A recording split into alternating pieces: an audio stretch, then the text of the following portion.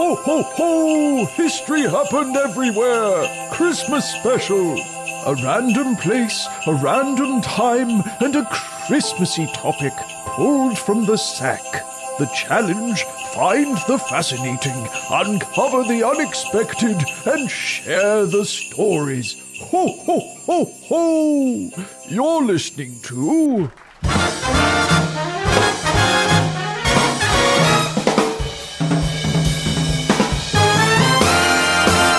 History happened everywhere.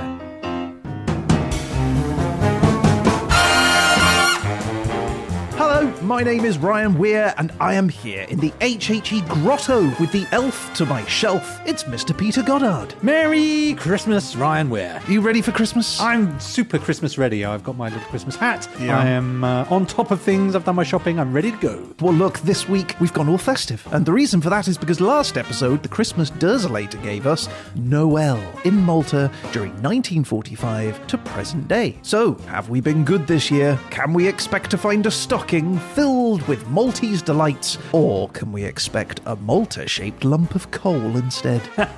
Well, hang on to your tinsel, Ryan. In this episode, we'll be visiting a gem of an island in the middle of the Mediterranean in order to celebrate Christmas. We'll learn about some of the Christmas decorations the Maltese love, including some you can grow yourself. We'll also take a trip to a typical Maltese household and the mouth-watering feast of goodies that are baked, boiled and fried to celebrate the birth of Christ. Then we'll learn about one of Malta's most celebrated artists, but only as much as you can fit on the back of an envelope. And we'll discover the musical instrument made out of a dog. A dog? A dog! That sounds barking mad. A Merry Christmas to you, Ryan, and welcome to the nurse of the Mediterranean, the land of honey.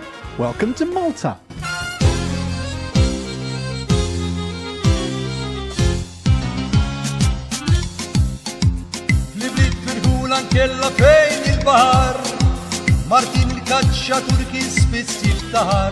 All right, well, look, I am super excited. It's like Christmas Eve is here. I'm ready, I'm sat in bed, anticipating an old man climbing down my chimney. There have been reports of intruders lately, yes, that's true.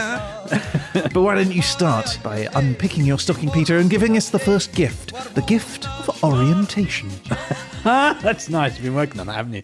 This is officially the Republic of Malta we're visiting today, located what I would call of just south of the boot of Italy. It's about 90 kilometres, 56 miles south of the island of Sicily, Sicily being the island that is kind of being kicked by the boot of Italy. It consists of three main islands, the island of Malta, and then Gozo and Comino are two other islands. Oh, no way, really? I thought it was just Malta. No, there you go. There's a couple of less visited islands. The country covers an area of just 316 square kilometres, 122 square miles in total. That's not much. That is not much. I know you're struggling to imagine that. That is 0.06% the size of a France. It's so small. So you'd need 1,700 Maltas to make a France. Wow. To put it another way, you can drive across the entire island in about an hour. That's amazing. Yeah, but population-wise, it's got 517,000 people or thereabouts. That's about the same size as Bradford, a city in the UK, or Reno, Nevada in the USA. Mm-hmm. But because it's such a small place, it's the 8th most densely populated country in the world. That's amazing. Yeah. They all have to sleep in bunk beds just to fit that many people on the island. There's a bit of space, but there's a couple of cities and there's enough room for everyone. They don't have to brush up against each other all day long. Okay. I expect you're wondering about the flag? Well, obviously. Well, did you know, Ryan, that the Maltese flag is one of only 3 national flags to feature a dragon? I feel like we've covered this. Yes, you did know that, because we did talk about that in the Bhutan episode. Yeah, and I tried to guess the other ones, didn't I? You did. And they were... Doesn't bode well for the quiz of the Wales. year. Correct. And Bhutan? Yeah, you got it. Okay, cool. Malta is usually the hidden one, and that's because if you look at the flag of Malta, it's not immediately obvious that there's a dragon on it. It's a 2-colour flag, a bicolour, if you will, which split vertically, 2 colours left and right. So on the hoist side, the left, if you will, is white, and red on the fly, which is the right-hand side. In the canton, top left-hand corner, is a representation of the George Cross. Now, the George Cross is a medal, a British medal that's awarded to people. It's the highest award bestowed by the British government for gallantry not in the presence of an enemy. So not in combat, but being brave elsewhere, I guess. I would imagine, having now spoken about flags, you're keen for a national anthem, aren't you? I mean, I'm bristling. Well, let's have a listen to Linu Malti, the hymn of Malta. All right.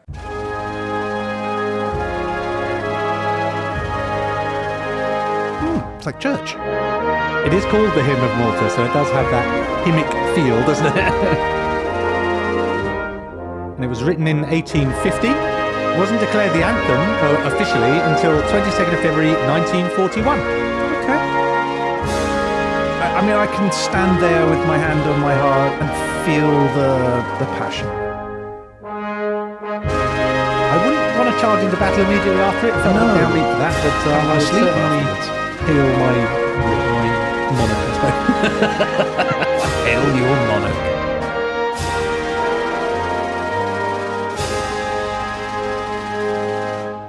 Okay, the language of Malta. Have a guess. Maltese is Correct, a trick. it's Maltese. No, it is Okay, indeed right. Maltese. Not every question's a trick question, Yeah, Ryan. often they are though. The interesting thing about Maltese, having looked at it, normally, especially with European languages, you have a sort of familiarity. It looks a bit like French or a bit like German if it's sort of a Latin or Germanic. Not Maltese. Maltese is derived from late medieval Sicilian Arabic. What? It's a very interesting mashup of language, and it's not familiar like so many European languages. So the capital city is called Valletta. It's a beautiful kind of 16th century buildings, a lot of them constructed by the Knights Hospitaller, who we're going to come across quite a lot in the history section of this. Okay. So, Ryan, let's play Name Famous Maltese Things. What famous Maltese things can you name? I can name the town where Popeye was filmed. Oh, really? So the film Popeye with Robin Williams from 1980 That is or some something? niche movie, dude. I was hoping you'd go for something filmed in more. Malta. I was really hoping you'd go for something more famous than that. If I were to say a Maltese ... what would you end that phrase with? Man. Oh my God. A Maltese man. Okay, I'm going to tell you some more famous Maltese things, Ryan, because I neglected to remember quite how poor your general knowledge can be. I told you about Popeye. That's specific knowledge, just different.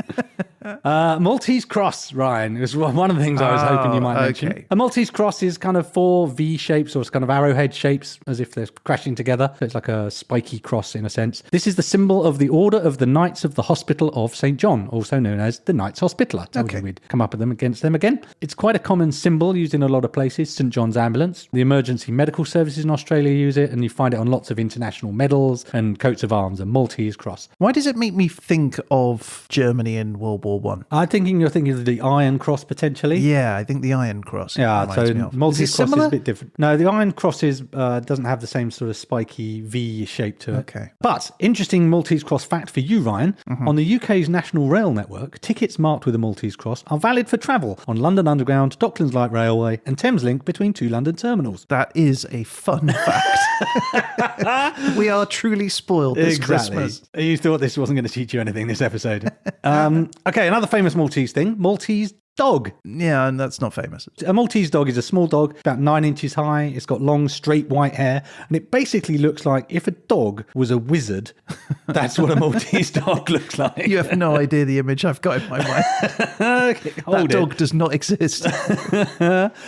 These were believed to have originated in Malta. There's references to them way back in Greek and Roman literature. So 1000 BC, they're saying these dogs originated. But actually, there's evidence that there were small lap-type dogs, these like little pet dogs. They were taken on ships to eat rats and keep the ships clean as well. But we don't think that they're actually a genetic line between the modern Maltese dog and these early reference to Maltese dogs. I think they were sort of generic small dog from Malta versus the modern Maltese. Okay. Today, the Maltese dog is prized as a small companion animal. Oh, nice. It is ranked 59th of 79 breeds assessed for intelligence. So they sound like they're a bit thick. To be honest. That's the low end. I feel more closer to them now.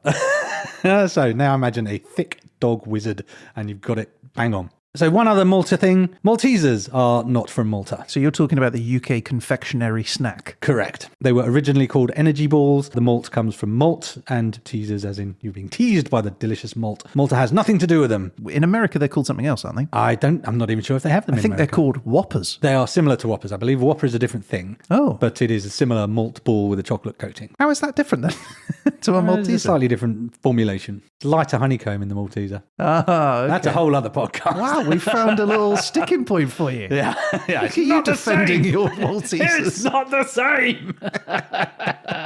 And finally, it wouldn't be a History Happened Everywhere without a Maltese treat. Sure. So here's your first gift of the evening, Ryan. Is it a Malteser? It is not a Malteser, which we've established are not from Malta. God, don't you listen? Are you ready, Ryan? I'm ready. Your first gift. What is my gift? It is a can, and it says Kisk or Sisk Lager Beer. I think it may be Chisk. Or Chisk. And it says Malta's finest. I did not skimp. I got you Malta's finest. So this is Chisk beer, I think, brewed and packaged in Malta since 1929. Their website says it's bottom fermented, which I did not look too closely into. They're launched in August 1929, just weeks before the Great Market crash, which was good timing for a business, as you can imagine. But they managed to survive. They were brewed by a family of bankers, and apparently Chisk derives from people attempting to pronounce the word Czech, because these bankers were the first ones to bring Czechs to the island, so they got associated with Czechs. I don't know, sounds a bit dodgy to me, but apparently it's related to the word Czech. And this beer has won numerous awards, including in the World Beer Awards 2017, the prestigious World's Best Czech-Style Pale Lager title. What a category. So here it is. Cheers. Happy Christmas. Cheers. Merry Christmas. Merry Christmas. Oh, that's nice. Yeah. Well, that's It's like a strong flavour to it. It's not weak in any way. That's very tasty. The Maltese, I have determined, like a strong beer. Well played, Malta. Thank you, Chisk. Thank you for my gift, Peter. You're welcome, Ryan. I've been a good boy. Hey, Ryan. Hey, Pete. What have you got there, mate? Oh, this. Well, I got you a present. Oh, you didn't have to do that. I just wanted you to know how much I've enjoyed podcasting with you this year. Here you go. Oh, wow. It's a History Happened Everywhere t-shirt. This is exactly what I've always wanted. That's right. It's the fun gift suitable for all the family. But Ryan, does it come in several stylish designs? Yeah, it does, Pete. But wherever did you get it? Oh, well, I got it at hhepodcast.com/merch. hhepodcast.com/merch, did you say? Yeah, that's right. hhepodcast.com/merch. Oh, it's a shame it's a bit cold for t-shirts though, isn't it? Well, at hhepodcast.com/merch, they also have hooded sweatshirts. But Ryan, did they come in several stylish designs? Yes, two stylish designs. That's amazing. But what am I going to put all this stuff in? Well, at hhepodcast.com/merch, you can purchase a tote bag. But Ryan, did they come in several stylish designs? No. Well, I love it. I love it almost as much as the HHE podcast mug, which you got me last year. I'm glad you like it. What a great Christmas. It's always a great Christmas with HHE podcast merchandise. Happy Christmas, everyone.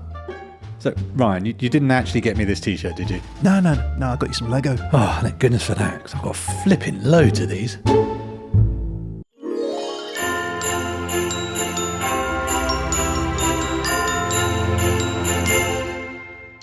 All right, Peter, what's next? Next, sir, the history of Malta. Let's get you oriented in time. We're oriented in space now. Yeah. So time next. So the island was first inhabited around 5,900 BC by... Earliest man? Very much the earliest man, yes. Their agricultural methods, though, degraded the soil, and they think the islands became uninhabitable from their agriculture. No way. So they were repopulated again around 3850 BCE by who I'm calling slightly later man. Yeah. Now, these guys, they built megalithic temples all around Malta, which today are amongst the oldest surviving buildings in the world. Wait, really? Yeah. Wow, okay. I mean, they're not like blocks of flats or anything. They're sort of piles of rocks in a sense. But they've got some quite impressive megalithic temples. So that civilization also collapsed, and then Bronze Age warriors moved in. And then it gets interesting around 8 BCE with the arrival of the Phoenicians. So the Phoenicians come out of kind of Syria, Israel, Lebanon area in the Eastern Mediterranean. And they themselves went on to create the Carthaginian Empire, which was based out of Tunisia, which, as we discussed, is just the other side of Malta, actually. And that Carthaginian Empire included Malta. Around 200 BCE, the Romans move in because they have the Punic Wars between Rome and Carthage, and Rome do well, so they move in and take over Malta. There's an important moment about 60 CE, which was reported that St. Paul was shipwrecked on an island named Melita, which a lot of people take to mean Malta. Yeah, it's close enough, isn't it? Yeah, and you'll find a bay called St. Paul's Bay in Malta today. The Romans gave way to the Byzantines, forming part of the province of Sicily, so they had an Italian-Roman connection for quite a long time. From the 7th century, the island started to be threatened by Muslim expansion, and then the Muslims expanded all over them, basically. 870 AD or 870 CE, Malta was occupied by Muslims from North Africa. It's changing hands quite a lot. Yeah, it's kind of in the middle of things, so every passing person takes it over because it's quite small but quite usefully located, so people kind of want it. Muslim rule lasts for a while until it's put to an end by Norman and Roger. That is to say, part of the Norman conquests, which were happening around 1000 CE. In 1091, Count Roger of Sicily invaded. Count Roger? Count Roger. It's I always think of that as a modern name, but 1091, Count Roger of Sicily was getting on with business. From 1530 to 1798, that's nearly 300 years, Malta was ruled by the Order of St. John. These are the Hospitallers that we talked about. It's a vassal state of the Kingdom of Sicily, and the Hospitallers basically were protecting the island from attacks by the Ottoman Empire. Okay, introducing the Ottomans now. Exactly. Well, it's all part of the Muslim-Christian back and forth, I suppose, in that period. There was a great siege apparently in 1565, which is a notable moment, but the Hospitallers won out. Do you mean like a great siege, as in like it was thumbs up? It was fabulous. Well executed.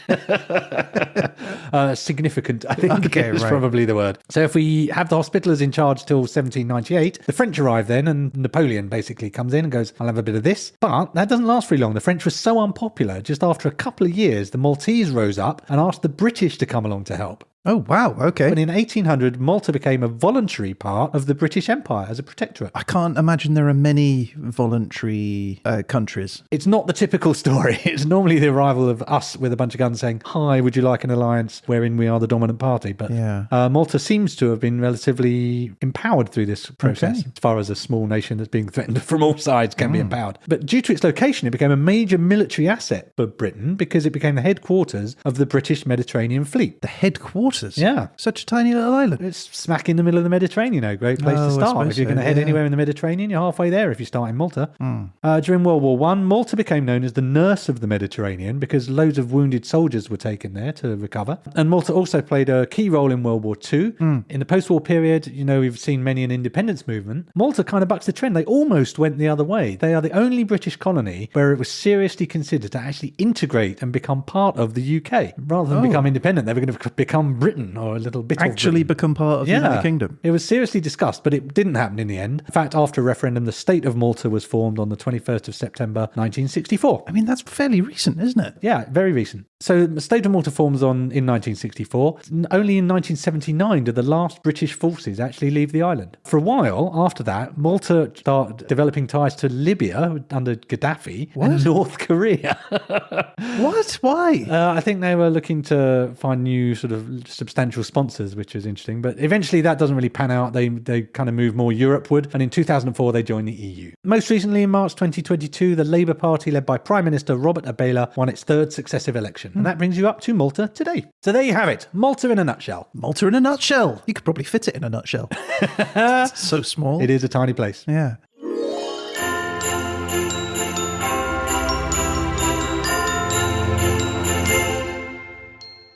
So what up next, PD? We're going to talk about the atomic age, Ryan. We should do, because I don't know what that means. So our period is 1945 to present, which is known as the atomic age. It's really the age since the atomic bomb, basically. So 1945 in Hiroshima, the atomic bomb was dropped, which effectively marked the end of World War II. But it was also the beginning of the atomic age. But shortly after, 1949, the Soviet Union exploded its first atomic warhead, starting a new war, the Cold War. This was described as a bipolar world, i.e. two powers. Two countries had nuclear power, and they formed two sides in this Cold War, and pretty much every other country either declared one side or the other, or quite active neutrality. So you had the North Atlantic Treaty Organization, NATO, who we've talked about before, and the Warsaw Pact on the other side. But eventually the Cold War started to thaw. In the Soviet Union, Mikhail Gorbachev introduced glasnost, which is openness, and perestroika. Relations with the USA began to improve consequently. In 1989, the Berlin Wall fell down, and the times, they were a-changing, Ryan. That's great. And it's stayed that way ever since? Well, more or less.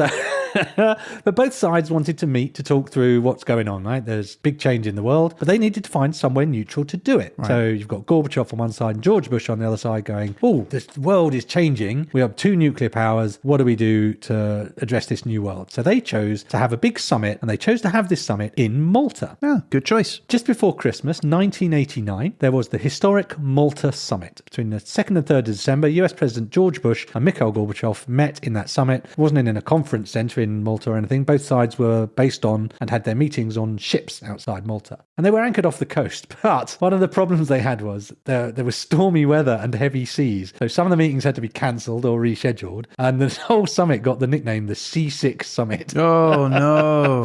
The US Secretary of State Condoleezza Rice said of the summit, unfortunately, they chose Malta, which turned out to be a really horrible place to be in December. The Maltese people were wonderful, but the weather was really bad.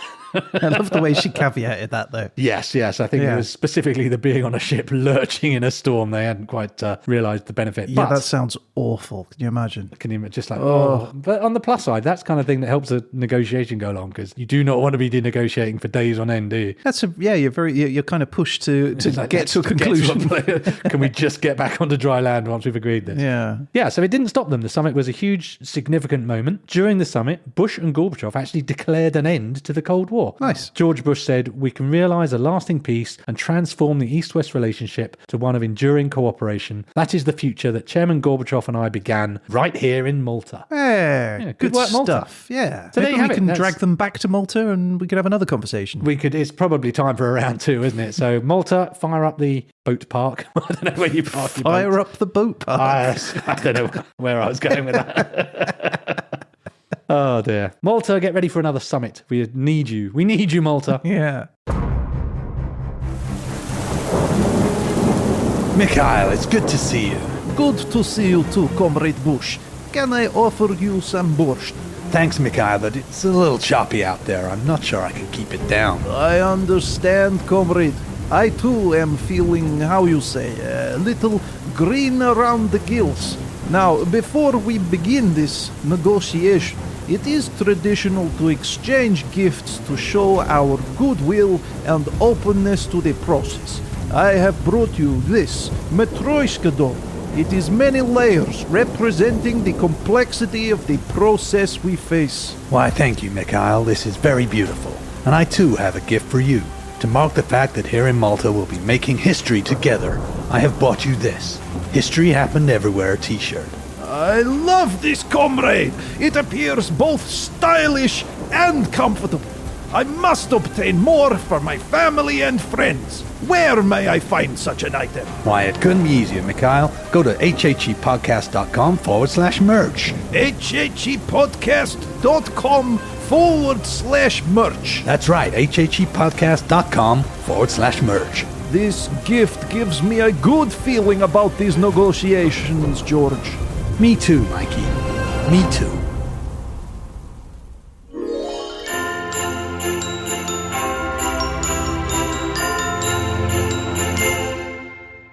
So that is the atomic age. And the topic, Ryan, is Noel. Yeah, I'm keen to see how you've tackled this. Well, it's not as interesting as you might hope, to be honest with you. The topic is Noel, and Noel is basically just another word for Christmas. Oh. So the topic is Christmas, fundamentally. Now, you and I don't say Happy Noel or what are you doing for your work Noel party. It's not No, we don't. literally a synonym for Christmas. You really only find it on Christmas cards and in Christmas carols, such as the first Noel. Yeah. As a word, it can be traced via French to the Latin word natalis, which means birthday or relating to birth. Right. So obviously this is a reference to the birth of Jesus or the nativity. Okay, so the birth. That makes sense. Exactly. So an early use of Noel, spelt originally Nowell, that can be found in the late 14th century legend of Sir Gawain and the Green Knight. I know that story. It goes, loud rang the voice of clerk and cantor there aloft. Noel, Noel, they sang and cried the word full oft. Noel or Noel is also a popular name, and in fact there are many people named Noel in Malta, very few of whom respond to unsolicited emails from strange podcasters. Really? You tried to contact some Knowles? We did very nearly have a segment about the Noel Kickboxing Club of Malta. But none of my Noels responded, perhaps fortunately. Oh no. So I'm going to say for the purposes of this podcast, when we're saying the topic is Noel, the topic is Christmas itself. Okay. And so this being Christmas, Ryan, let's start with a present. Another one? It's Christmas. I am truly spoiled. Okay, are you ready for your present, Ryan? I'm always ready for a present. I mean, what a stupid question. Okay. This is not how you get presents, Ryan, but yes, here's your present. It's a brown A4 sized envelope, standard issue. Just checking to see if there's money There's inside. no money, don't look. Just to preempt, there are no monies in any of the following presents. I'm still going to look. Okay, so there is on here a bit of paper.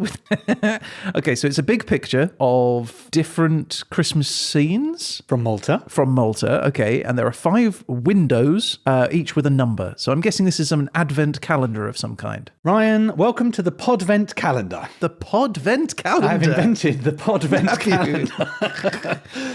So each door comes with a gift and a Christmassy Maltese topic that we will talk about. That sounds awesome. Now, I should warn you, Ryan, that the selection box of actually good Maltese presents that I ordered did not arrive. Oh, no. And so some of the presents that follow may be, to the untrained eye, things I had around my house. Is this stuff you just They're related to the forwarding topic on? things I want to get rid of. Yeah. So you have to open the doors in order, and for each one, you'll get a gift and a little bit of podcastery. Okay.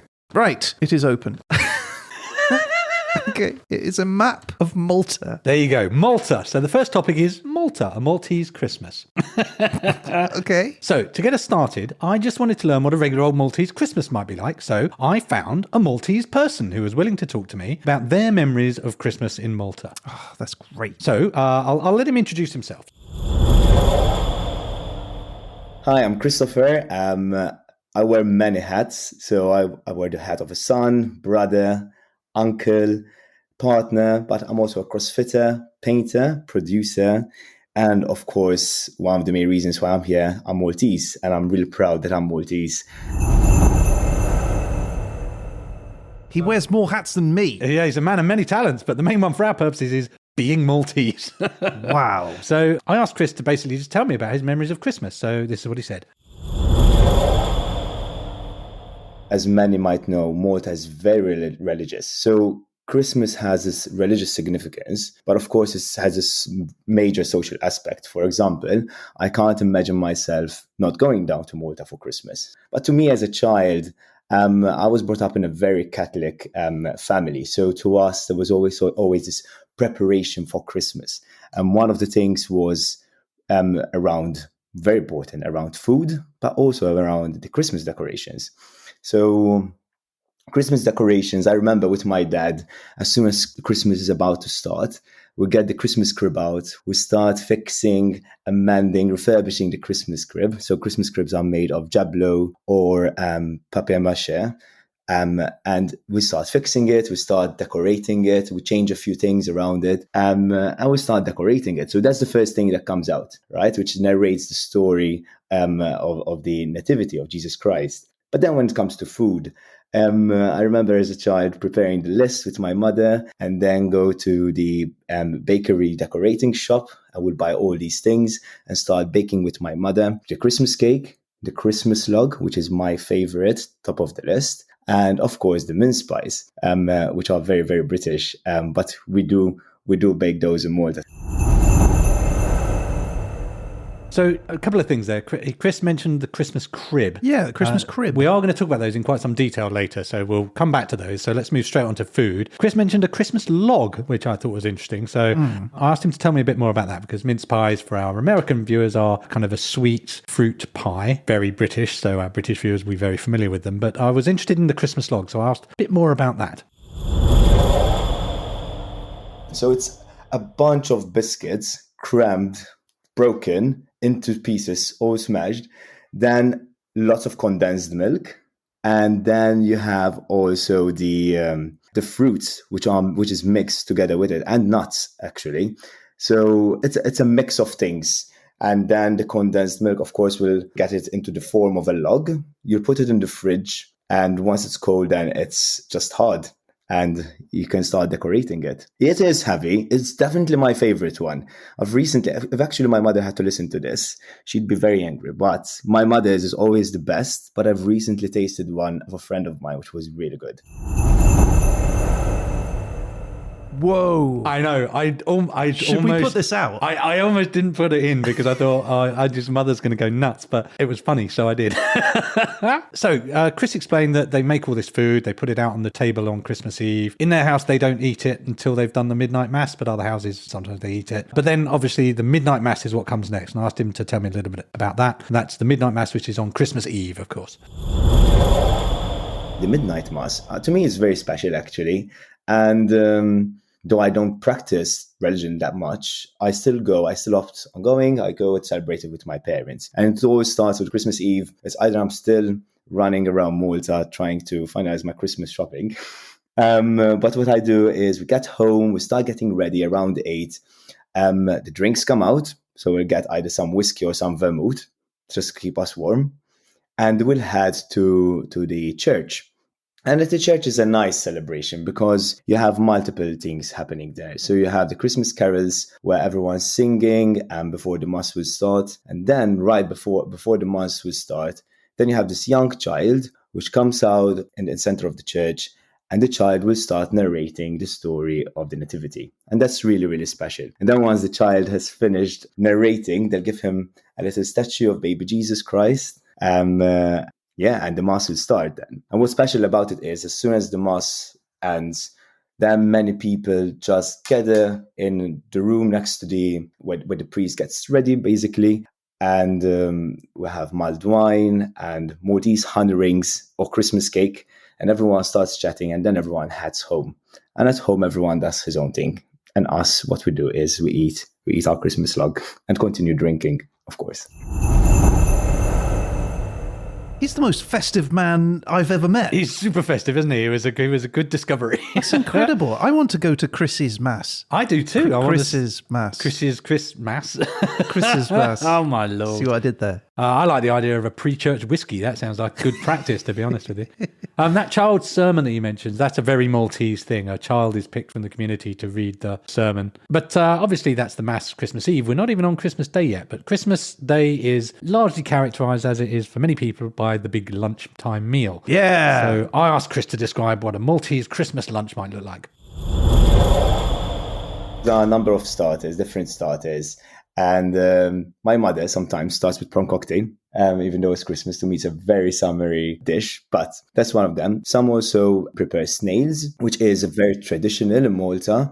Usually get snails before eating rabbits. So that is quite a thing in Malta. My mother also usually loves, like sometimes she prepares lasagna, very Italian, or soup. And sometimes you also have cannelloni filled with ricotta, which are always also very good. And there's for main varies quite a bit. So as I said, rabbit is one of our traditional dishes, and each Christmas is different. So what I'm going to mention are dishes that my mother has prepared on various Christmas days. But you have rabbit stew or roasted, and that comes with pasta, which I adore. Really, really good, very traditional. And then sometimes you have the turkey, of course, lamb shank on many occasions, duck, which is also very good and I love, pork, and of course you can't miss a Maltese dish with roasted potatoes. I love roasted potatoes with thyme and lots of olive oil on top of them. And in fact, what they used to do back in the days, because I was just chatting to my dad about it,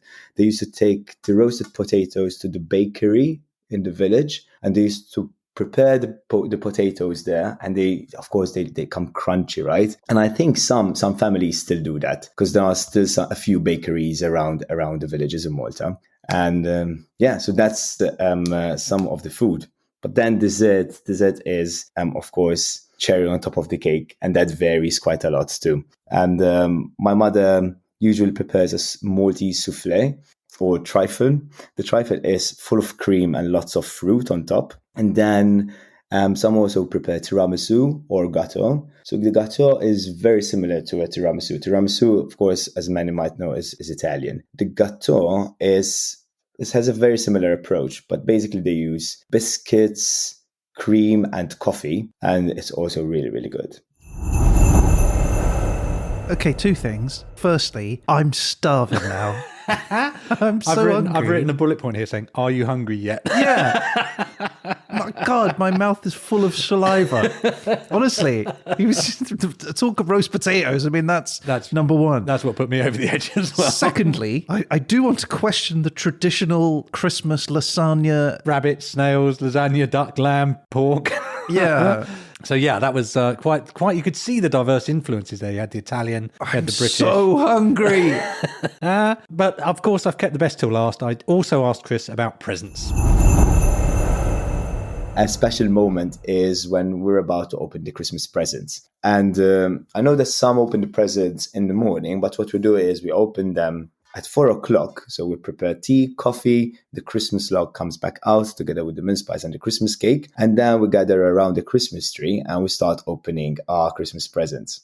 And since the family is growing and growing, so what we started doing is we started putting names into a Christmas hat, and we just get the names and then we'll just give the presents to each other. But I just love it because it just gets me closer to my family. And of course, the spirit is amazing, which is beautiful. There you have it, a real-life Maltese Christmas. That was brilliant. Thanks, Chris. Now, to go to your present, Ryan. Chris covered a lot of food and drink there, but there was one thing he didn't mention that is very Maltese, so I'm going to do it for him. It's a very typically Maltese chocolate and chestnut soup or drink. It's somewhere between a soup and a drink. It's called Imbolluta, and it's chestnut, cocoa, cloves, citrus zest, and water to make a chocolatey, nutty soup. Right. It's served often after midnight mass, and I've got some of that for you today, Ryan. I can't wait. Now, I have to warn you that I consider chestnuts to be an abomination, so I'm not looking forward to this. But as you may have smelt on your stove, you've got something brewing. So Is that what that is? So let's go and check it out, see how it's gone.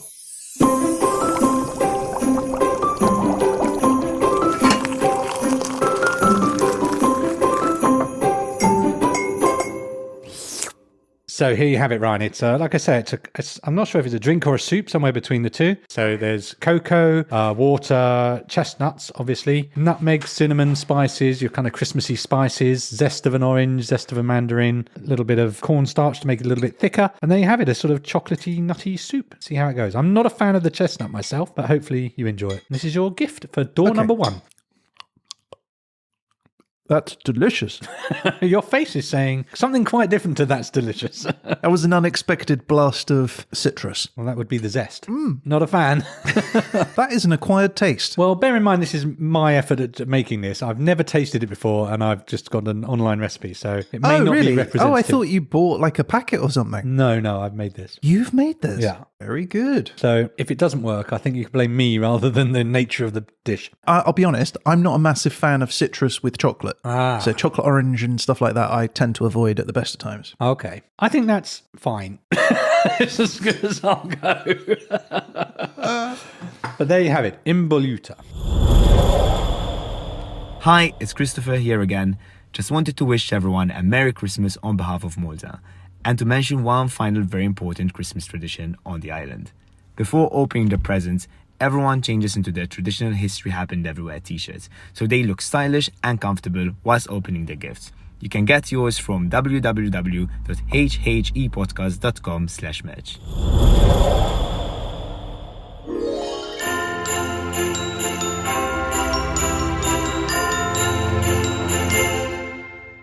Okay, Ryan, are you ready to look and see what's behind door number 2? Door number 2 on the Advent calendar. It is a picture of the Nativity. Right, and you also have a Maltese gift associated with door number 2. Oh yeah, gifts. Okay, here we go. Gift. Give me lovely gifts. Right, I have a plastic bag. I'm opening it up. Open it. Careful. Oh, I don't know what this is and I'm terrified. Take it out and describe what you have. How can I describe this? Okay. So it's a little Tupperware box, and within it is some sprouted seeds. That's right. That's it. Yeah. It's sprouted seeds, like grass or like cress or something. Well, you know I love green things. Exactly. I have lots of house plants and things, so thank you for my seeds. Do you want to know what it is? Ideally. Okay, so Chris talked about decorating, and in Malta you'll find all the usual things like tinsel and lights, but you'll also find this stuff. This is julbina. Julbina. It's a pea. I think it's a member of the pea family. Oh. You describe. It reminds me of cress. You said cress earlier, and this is grown for usually a couple of weeks. So that's about 5 days old, 4 or 5 days old. Okay. It grows and grows and grows, and they grow longer and longer until you've got these quite long, hair-like, bushy strands of stuff, and you put them around your house as decoration. And in particular, you put them under the baby Jesus in your crib, your nativity scene. That's linking the two things up there, Pete. Exactly. That's very good. So crib is a nativity scene, basically. Dioramas, if you will, a kind of a model railway type thing, but for God. It's a tradition you find in other parts of Italy, Sicily particularly, unsurprisingly perhaps. But basically from October, shops start selling little statuettes for your crib. So these are called pastori, which comes from the Italian pastore for shepherd. Originally, they would have been little carved stone or coal residue or clay. People make small personal versions. Sometimes they do huge, elaborate townscapes as well. So rather than just the nativity, you get people across their garage will have a whole kind of Bethlehem laid out, basically. That feels too much. Well, they become a bit like, in the UK and I think in America, you have some streets that go all out on Christmas lights and people go visit those to look at the crazy lights of the houses that really go nuts on these traditions. Yeah. I think the cribs are quite similar. Some people go, I'm going to do this mega crib, and everyone comes and looks at it. In the atomic age, in the post-war years, this tradition of cribs actually started to die out for a while because it was seen as old-fashioned, I guess, and not funky and new. But in 1986, a group of crib enthusiasts, they got together and formed Association of Friends of the Crib. And their job was to keep the crib tradition in Malta alive. Yay, good for them. Yeah, every year in the weeks leading up to Christmas, they would have an exhibition of works by their members. So about 100 cribs all showing this story of Christmas, the birth of Jesus. But that might seem a bit small fry for you, Ryan. You said you wanted it to be real. There is one very special presepu. There is a life-size nativity reenactment that happens in this village. 11 years ago in the village of Gajunsulum on the island of Gozo, the smaller island, they took a bunch of abandoned fields and basically built a full-size nativity village. Wow. They had about 150 actors playing the different residents of Bethlehem. They had 3 different newborn babies playing the role of baby Jesus. They even did this year, there's a reenactment of the adoration of the Magi. The 3 wise men depart on horseback from Malta to the ferry terminal, which I'm sure you remember from your Bible. Yeah. And they make their entrance to the Nativity Village on Epiphany, which is the 6th of January. You can go there, you can visit the carpenters, you can see the blacksmith at work, you can go to the bakery, you can buy food and fresh fruit and veg. You can even go to the Bethlehem Inn and rent a room and stay for the night. What? And assume they don't have a room, you know where you can stay, I guess. It's just a big recreation. It's a huge kind of theme Bethlehem park, fun theme fair. park. Yeah. Wow. Yeah, if there's no room in the inn, obviously, I've heard this one. there are alternatives.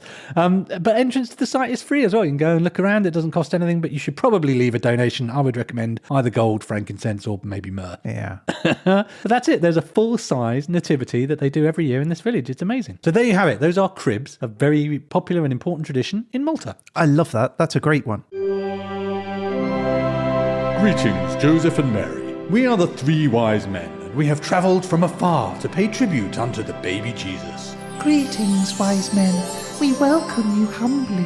Our first tribute is my own. I bring you the gift of gold, for baby Jesus is truly the King of Kings. The second tribute is mine, and I bring the gift of frankincense, for the holiness and divinity of baby Jesus is beyond question. And I am the third wise man, and I bring you the gift of merchandise. Specifically, this stylish and comfortable HHE podcast t-shirt, for it is truly a gift for all the family, even the Son of God. But where did you get such treasure? HHEpodcast.com/merch. HHEpodcast.com/merch? That's right, HHEpodcast.com/merch. You truly are verily wise.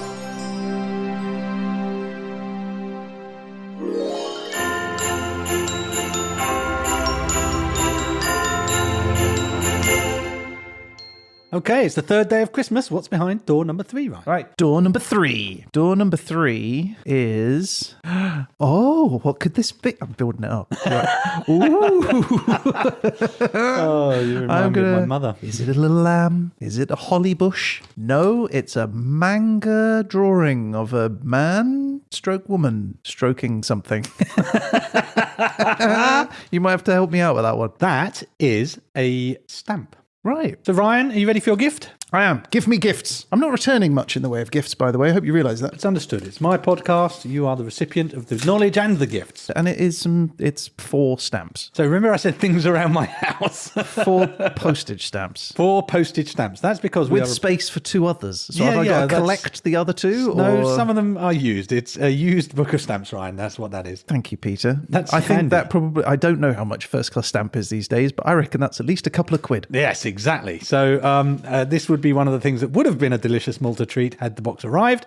It is now a book of used book of stamps. Royal Mail first class stamps. But we are going to talk about stamps. That's why I've given you stamps, because stamps is what we're talking about in the next section. Obviously, why stamps? Well, Christmas is a time for sending letters and cards, and they're not going to go anywhere without a stamp. But the undisputed king of stamp design in Malta was an artist named Emvin.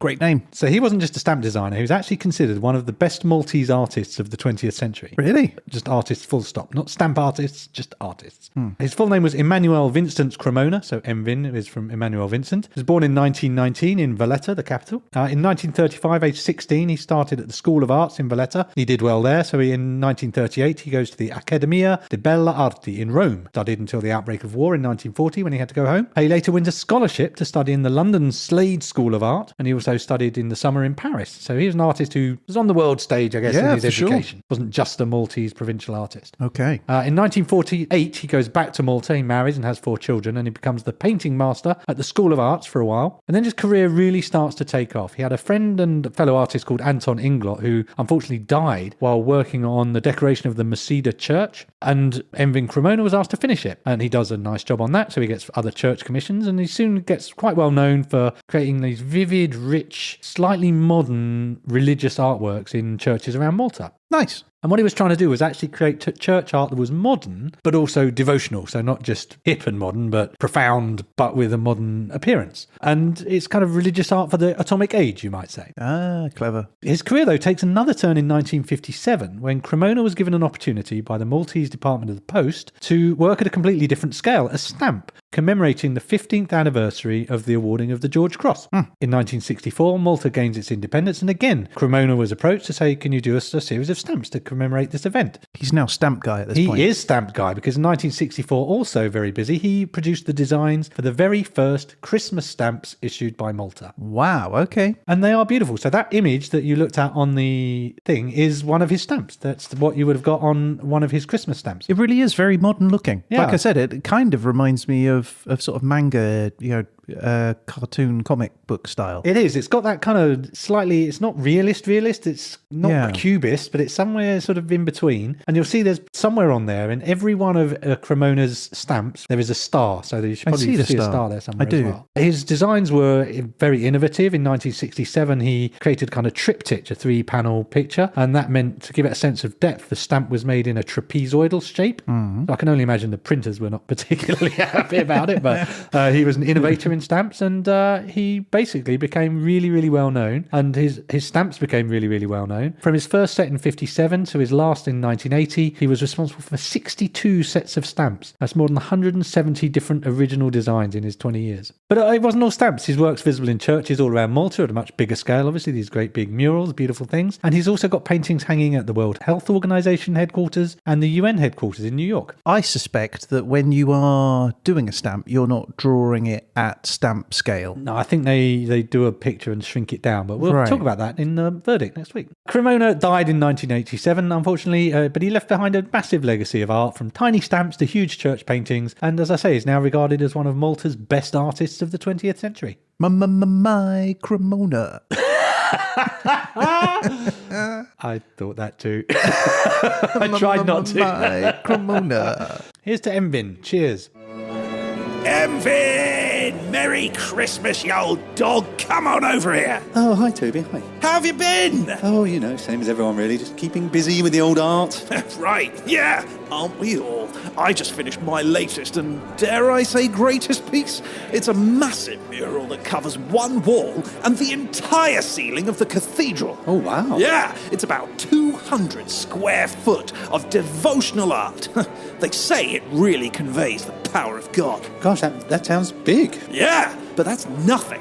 I've also been commissioned for a series of giant outdoor sculptures, each 25 feet tall and made of recycled materials. Some say it's a brilliant commentary on the waste of our throwaway society. Gosh, wow, that's really impressive. Yeah, so tell me about you, Emvin. What's your latest work? Oh, well, actually, I've been working on a stamp. A stamp? What, like a giant stamp? No, it's just a stamp. Oh, I see. You put 10,000 stamps together to create a portrait 50 feet high, which is a commentary on how, well, why don't you tell me? Well, no, it's just a stamp. It's about a square inch, I suppose. I think, if anything, it's a commentary on Christmas and how the baby Jesus was born. Right. I mean, I bet it'll be a big hit amongst art-loving philatelists. Well, I don't know about that, but I do know it'll be seen by all those people eagerly awaiting a package at Christmas. You know, a late Christmas present perhaps, a toy for a child, a box of chocolates for a beloved grandmother, maybe even a comfortable and stylish t-shirt from hhepodcast.com/merch. From hhepodcast.com/merch? That's right, from hhepodcast.com/merch, just as an example. Oh, Emvin, you truly are bringing art to the masses. Thank you.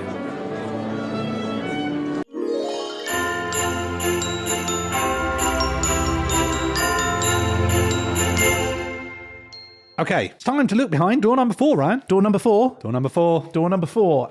Podvent calendar, door number 4. Got to find it first. There's so many doors to pick. It is slightly easier on a 4-door calendar, I'll give you that. Okay, this one's the smallest of the doors. Okay. It's a bee. It's a bee. It is a bee. It's the bottom of a bee. The bumblebee. It's not a bumblebee. It's just a honeybee. It's a honeybee. Okay, are you ready for your gift? Yeah, obviously. I love gifts. Keep giving me gifts.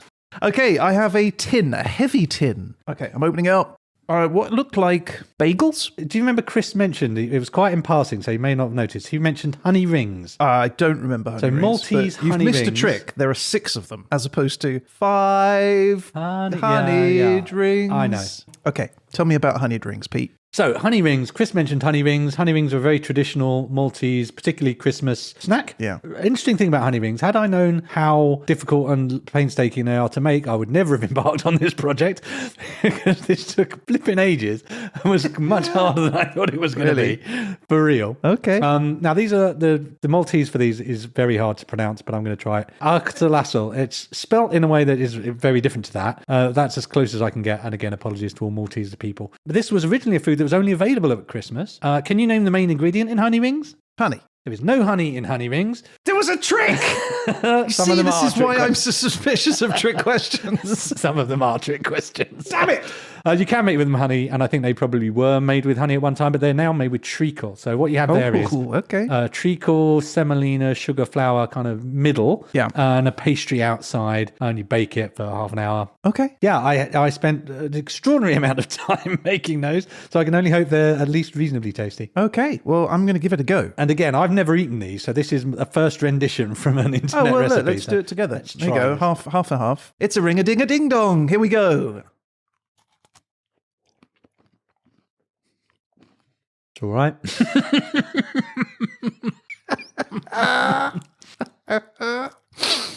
Pretty ordinary, aren't they? Yeah.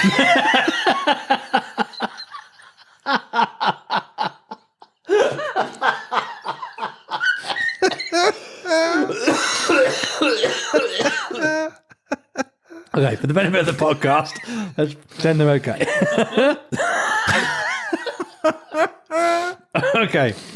Okay, there you go, Ryan. A honey ring. My interpretation of a honey ring, I think it's fair to say. I'm not sure how they're supposed to be. Where'd you get treacle from? Is that even a thing anymore? I had treacle in my cupboard, believe it or not. I don't believe you. No one has treacle. Is that the cupboard that's been sealed since 1800s? And there was a fawn in there wearing a scarf. Do you know what this needs? Some honey. Okay, so there is no honey in the honey ring, but I do want to talk about honey because Malta has been famous for honey for centuries. Yeah. So famous was the island's honey that the Greeks named the island Melite, from meli, meaning honey. Honey Island. Yeah. I couldn't find a source for it, but it said that the Phoenicians actually introduced the domestication of beekeeping in apiaries and earthenware jars. Right. And they would keep jars under trees, especially carob trees, to keep them out of the sun. Mm-hmm. And in the Maltese countryside, you can still find today apiaries, bee houses, that date back to Roman times. What? Yeah, What, the same ones? Yeah, the actual same ones. So there's one of them in a place called Şemsiye, which is the Şemsiye apiary. It's one of the, it's not the oldest, but it's one of the oldest apiaries in the whole world. And if you see a picture of it, it looks like a wall with a bunch of little holes, tunnels, if you like, in them. Basically, bee apartments, I can make out. And then it kind of looks like a tomb on the inside. And I think it may actually have been a tomb at one point. They would collect honey apparently once a year on the Feast of St. Anne. But in the Atomic Age, again, into the 50s, they moved to movable frame hives, which they would import from Britain, and they became pretty standard. But the bee itself is quite interesting. The honeybee in Malta, Apis mellifera rutneri, is the Maltese honeybee. It's a specific Maltese bee. For many years, it was the only honeybee species in the islands, but unfortunately in 1992, the varroa mite just devastated populations on the island of bees. They think about 4,000 colonies were lost. Wow, that's a lot. Yeah, and people started then importing queens of other species onto the island. And so as a result, between the mites killing them off and the hybridization with these foreign bee species, the Maltese honeybee became at risk of dying out. Oh my gosh. Now, fortunately, there are some efforts underway to save the subspecies. It's not a species in itself, it's a subspecies. They're encouraging people, the breeding queens, they're encouraging local honey makers to use this subspecies of bee and selling them the queens. They train people in insemination techniques so they can breed their own bees. And also they use mating boxes. I don't know how you encourage a little bee. I mean, I have an image in my mind and I'm okay with that. A little tiny bee room with velvet curtains and dim lights and sexy music. Bee Barry White singing in the background. Yeah. So anyway, long story short, there is hope for the Maltese bee yet. Yeah. Good luck, bees. Good luck, bees. Your Majesty, the hive is empty. The bees are gone. What? Oh no! Has the varroa mite taken over again? Our population will be decimated. No, Your Majesty. They've left a note saying they've made a beeline to hhepodcast.com/merch. hhepodcast.com/merch? That's right, hhepodcast.com/merch. Well, why would they have done this? It's these t-shirts, Your Highness. There's a real buzz about them. They're moderately priced and comfortable. Do they come in several stylish designs? They do indeed, Your Majesty. They're the bee's knees. Oh my! Well, why don't I hive one? I'll order one for you immediately, Your Majesty. Excellent. All the other queens will be royal jelly.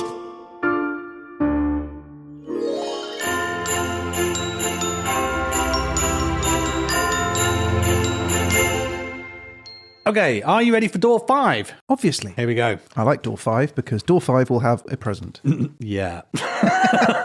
I know what the present is. I mean, it can't be worse than 4 postage stamps. Okay, that's the bar. Let's see.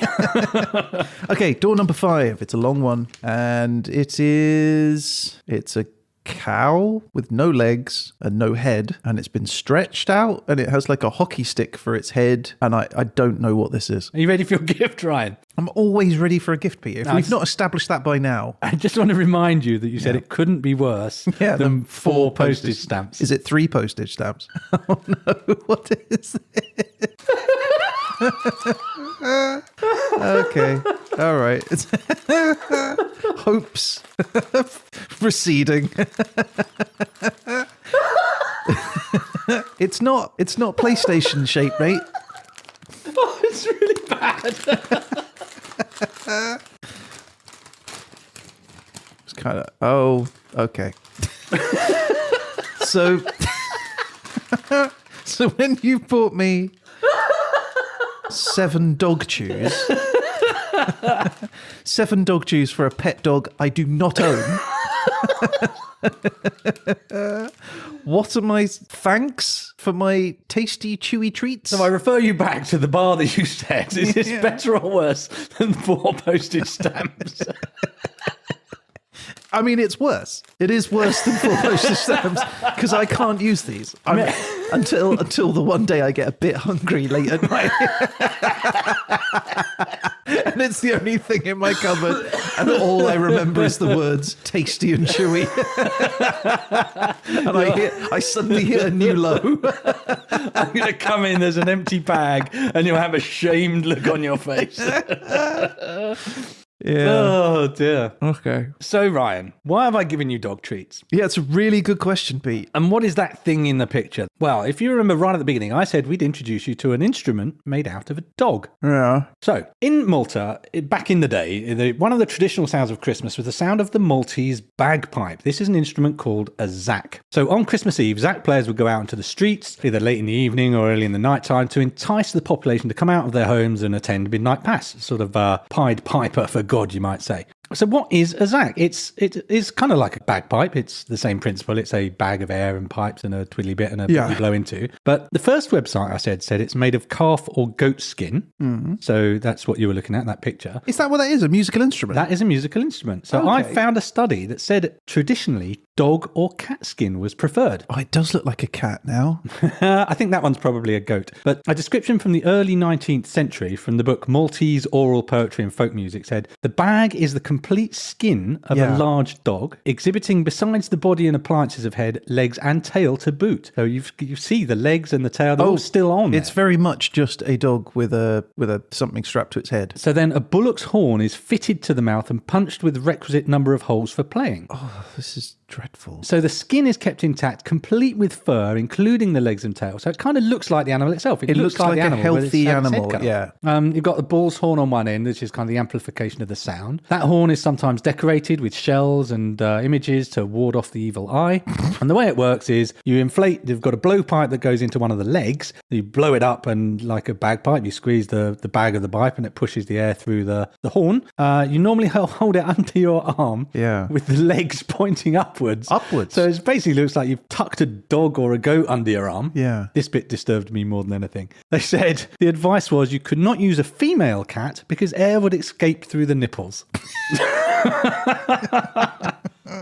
That means someone tried it and went, that doesn't work. Right? I feel bad for killing the cat now. Honestly, this is terrible, isn't it? But it leads to the proverb or riddle. The living carries the dead one cries at the top of his voice, and the living one is out of breath. So the living carries the dead, the person carries the dead animal, the dead one cries, you're playing the instrument, and the living's out of breath because he's blowing into the leg. Yeah, that makes sense, yeah. So these are frequently accompanied by the tambour, kind of tambourine drum. But in the atomic age, playing the Żaqq was a dying tradition. So reported in the article The Maltese Żaqq in a thing called the Galpin Society Journal in 1977, they said they found just 9 Żaqq players in the whole of Malta. The quote from that article was, in all, the future outlook for the Żaqq is bleak. Extinction is inevitable. It was also reported that the last player of the old school, a guy called Tony Caccia, died in 2004. But then I found an article from September 8th, 2013 in the Sunday Times of Malta. It was about one guy called Edmund Jackson who says, I used to listen to my father study and teach the bagpipes and I got hooked by their unusual sound. So he decided he was going to learn this Maltese bagpipe and he says, I'd almost given up hope when by a stroke of luck I found Tony Caccia. And before I knew it, he was sitting there playing the pipes and teaching me how to play and tune them. Today, this guy Edmund Jackson leads a folk group called Żaqq Utambur. And they seem to still be playing. I found a post somewhere that suggested that they last played the 11th of December 2022. So it looks like that the Żaqq, on the brink of extinction, just managed to come back at least as long as today. And there's even, you can hear the sound of it from a couple of places, a couple of YouTube videos of the Żaqq Utambur group playing. And here is the sound of the Żaqq. Better sound good. Yeah. Yeah. It's not worth killing a cat to make that noise. I'm sorry. Let it die out. It's been a long year, Pete, but this is where I draw a line. Stop decapitating cats, putting bullhorns in their faces. They don't do and then cats making anymore. it sound that noise. That's not a thing.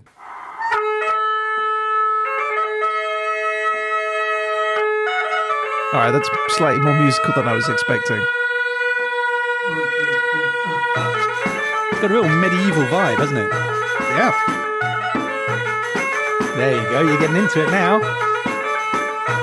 Okay, enough. So there you have it. The sound of the Żaqq, the nearly extinct musical instrument from Malta. The caterwaul. Caterwaul. Oh, that's good, that. Use that. So there it is. That is Noel in Malta, Christmas in Malta. Why the dog treats? Oh, because of the dog. Yeah. Right. Yeah, that makes more sense now. Do you want to try one? Yeah, all right. That's Christmas, right? Probably worse than Where my would baking. we be? All right, let's give it a go. Step one each. Oh, that looks all right. All right, here we go. I can't. Oh, Look at no. us both No, that's chewing, not, that's not for chewing me. on dog treats. I mean, it's literally not for me. All right. I don't know what the dog's getting out of that. Yeah. It's the texture. Sort of collapses. Do you want to know what's in it? No. Not now. I've just taken a bite. Various sugars. It does say meat and animal derivatives. The word derivatives that's putting me off. Animal derivative. That's not even meat, is it? Dried poultry liver powder. No, that's all right. Equivalent to 4% chicken. Basically a chicken. What's the rest of it? 96%. Oh, I don't know. I can't be eating this. No, I'm not going to eat the whole thing. I'm not eating the whole thing, but I did eat a bit of it. Yeah, what we do for this podcast. Eh? Yeah. Well, thanks, Pete. Where does it stand against the honey ring? Head and shoulders above. Fair enough. So, like I say, Noël in Malta, the Atomic Age. I've got some thank yous, Ryan. Yeah, okay. I would like to thank Reddit users Grim Fandango 1985, That's a great name. youdoublearewhy, EvilDairyQueen and JuanPyro, and of course Chris Buttigieg for agreeing to tell us about his Maltese Christmas. Thank you, Chris. Thank you, everyone else. Thank you, everyone. Thank you, Malta as a whole. I've really enjoyed studying Malta, actually. It's a fascinating little place. For its size, it was really punching above its weight. It had loads of fascinating things. I could have gone on for hours and hours, but, the audience won't stand for it, I understand. And there's only so many gifts I can give you. Do we know how we say Happy Christmas in Maltese? We do know how we say Happy Christmas in Maltese. And I'd like to finish, Ryan, with wishing you and all of our listeners a very happy Christmas in Maltese, but not my Maltese, which, as we know, is really appalling. But Chris agreed to record this message for you and all our listeners. Il-Milid it-Tajjeb. Happy Christmas to you too, Chris. And that's why I got someone else to do it. Merry Christmas, one and all. Hurrah! You boy, get me a honey ring. Fetch me a dog. Good size, male.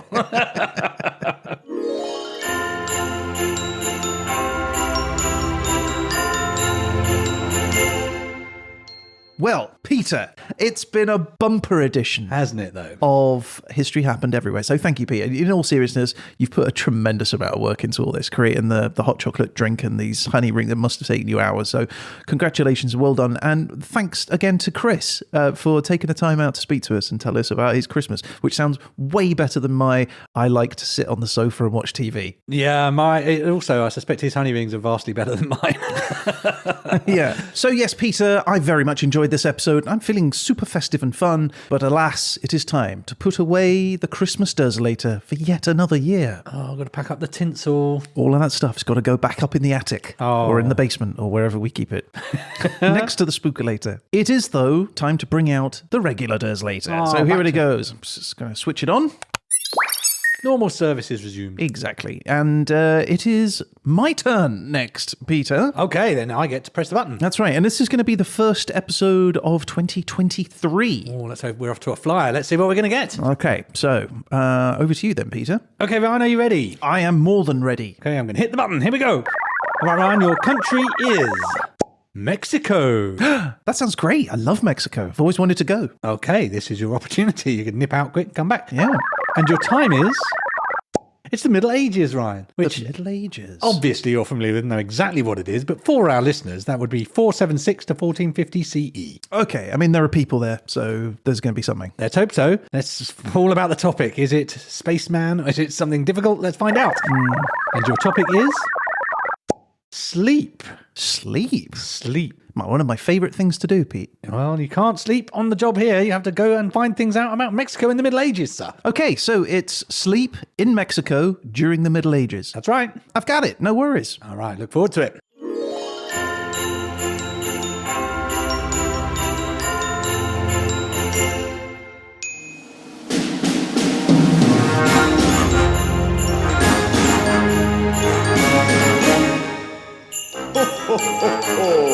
Merry Christmas! Okay, well, look, there we are. That is the show for this week. Thank you all for listening. If you'd like to get in touch about any of the things that Pete's been talking about for the past hour or so, or just to say hello, you can get in touch. You can reach out to us through our website at hhepodcast.com or by email at pete and Ryan at hhepodcast.com. Yeah, we love hearing from you, and you might end up featured on a future show, such as EvilDairyQueen, who say they are a new listener, and they are eagerly awaiting this very episode. So hopefully it lived up to your expectations. And that is not all. A quick shout out to He's Intoxicated, who told us that...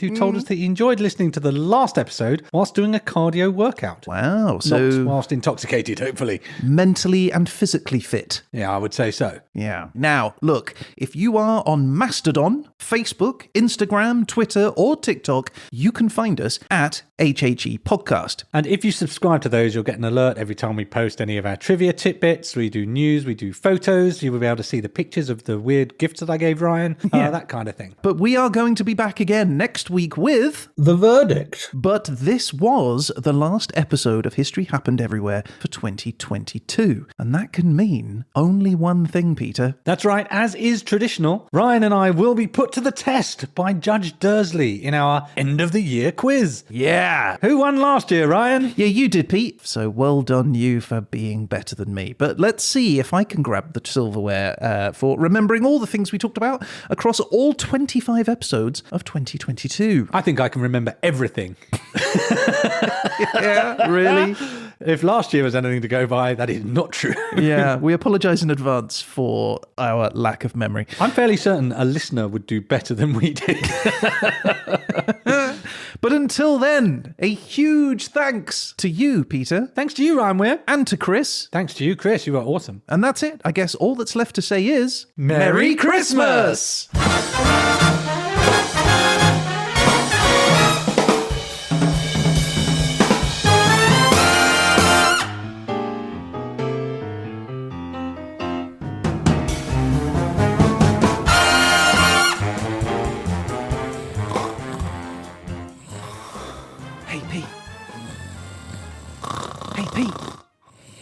Hey, Pete! Oh, wake up! Oh, hey, Ryan. He's been! What? Oh, what time is it? It's 5 a.m. Oh, who's been? Santa Claus has been, and he's left me a gift. Can I open it? Oh, I mean, yeah, sure. You'd better open it if Santa's been. Great! Oh my God, look, Pete, it's an HHE podcast mug! Brilliant! And look, there's a note from Santa too. Oh, yeah, really? What could it possibly say? Well, it says, Dear Ryan, that's me, my records show you've been a naughty boy this year. Unfortunately, due to the soaring costs of energy this year, I cannot afford a lump of coal for every naughty child, so all I'm giving you is this mug. Yours, disappointedly, Santa. Oh, no. I don't get it, Pete. I thought I'd been a good boy this year. Well, I guess you haven't, but don't worry. You just have to be extra good next year. You know, maybe do the dishes every day, perhaps do my laundry, maybe even cook my dinner, that sort of thing. Yeah. Okay, I'm going to be extra good next year. I'll do the dishes, clean your clothes, and make sure you have delicious meals every single day. Well, only if you're sure. I am. Okay, well, look, you should probably head back to bed now. It is still early. All right, Pete. Nighty-night. Good night, Ryan. Good night.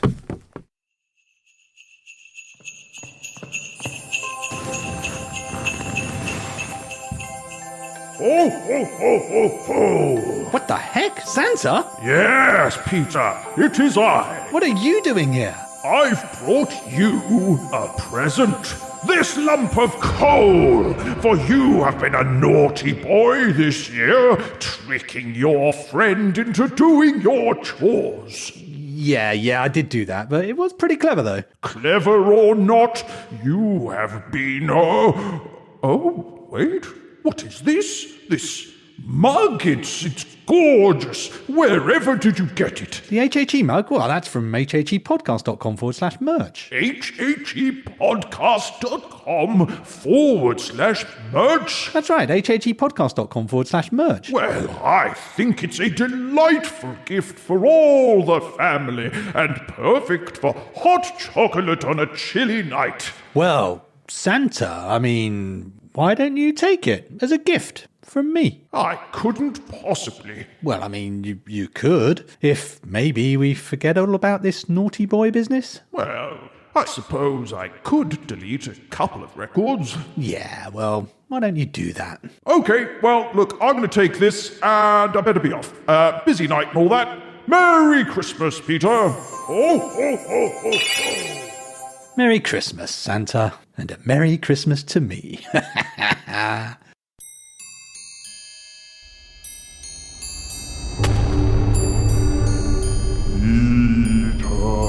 Goddard, I am the ghost of Christmas past.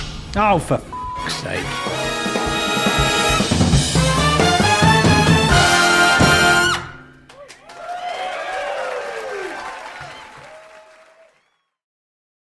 Hi everyone, despite what you may have heard in the sketches, we don't really need you to buy merchandise from our shop. Christmas is about love and family and togetherness and not about buying products. It was only a joke and we hope you took it as such. So have yourselves a lovely Christmas from your friends at History Happened Everywhere. hhgpodcast.com/merch. Ryan!